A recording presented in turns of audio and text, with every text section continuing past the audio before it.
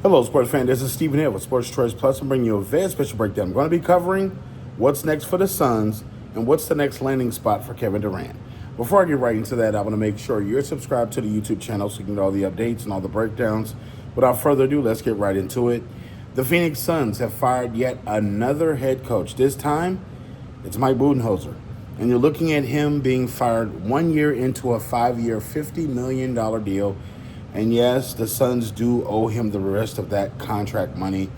The Suns started out 8-1, and you got to think about this. They became, the third or fourth team in NBA history to miss the playoffs after starting 8-1 or better. When you're looking at the overall roster, they're top heavy with Kevin Durant, Bradley Beal, and also Devin Booker. But that's where a lot of the roster stops. When they traded for Kevin Durant, they traded away a lot of their depth. When they traded for Bradley Beal, they gave away a lot of their potential pieces that would help this team. And you got to think about this. They were relying on Kevin Durant or either Devin Booker, either Bradley Beal to step up and help carry this team. Essentially, they weren't able to do that. They hired Coach Budenholzer because of his offensive schemes and his defensive schemes and the way he was able to lead the Milwaukee Bucks to a championship and his notable working with Giannis Antetokounmpo of the Greek Freak. When you think about what this team has showed us in the last couple of years, Devin Booker, it's clear, he's the leader of the team, but he needs more around him to actually help him win.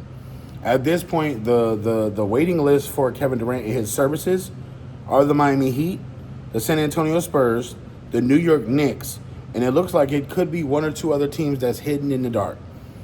The Houston Rockets have come up in conversations as far as last year at the trade deadline.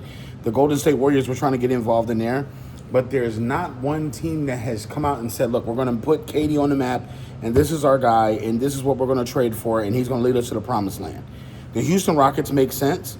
The Miami Heat makes sense. But you're going to have to give up so much that will you have anything left over to compete with after Kevin Durant is traded to your team?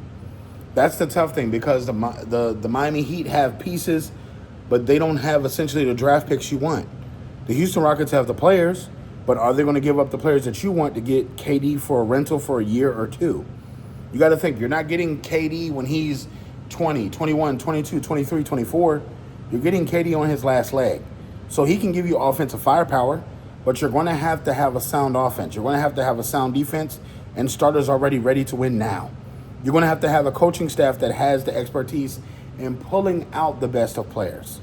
And you got to think about this. The Phoenix Suns have shown us week after week after week that they're inconsistent offensively, inconsistent defensively, inconsistent as a team with team chemistry. And there's so much was left on the table that you felt like that the Suns cheated the season and didn't give everything that they had. It's times where Bradley Beal take his foot off the gas pedal. It's time where Devin Booker did the same thing and Kevin Durant did the same thing, and they were beaten by teams they should have been beaten. Now, this is the new ownership's choice to hire and fire and move how they're moving. But I think that they were in such a rush to try to win, they didn't actually build a team around Booker. Yes, you got KD. Yes, you got Beal. Yes, you're going to sell tickets with that. But is your team really that much more better? You've got three-headed monster offensively, but no defense.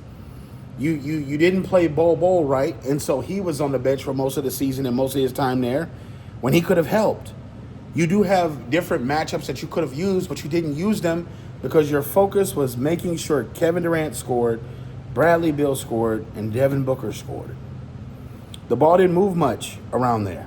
It moved to KD, it moved to Beal, and moved right back to Booker. But ultimately, what we're learning from this, when you get a new owner and he's eager to spend money, get out the way. Allow him to make mistakes. Because Budenholzer is a large mistake, a $40 million, $50 million mistake. You let him get all of one season in, and you get rid of him. Now your cap is you owe him $40 million. You've traded away a lot of your assets. You traded away a lot of your draft picks, and now what do you have? An older Bradley Beal, an older Devin Booker, and an older Kevin Durant. So Phoenix Suns have their work cut out for them. They're going to have to probably rebuild this team, blow everything up.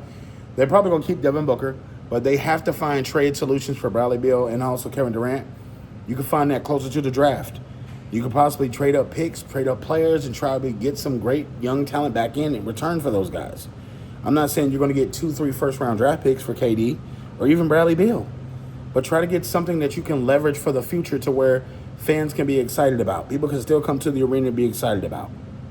So all you NBA fans, get in the comment section below. Definitely check out Sports Trades Plus, and we'll see you in the next episode.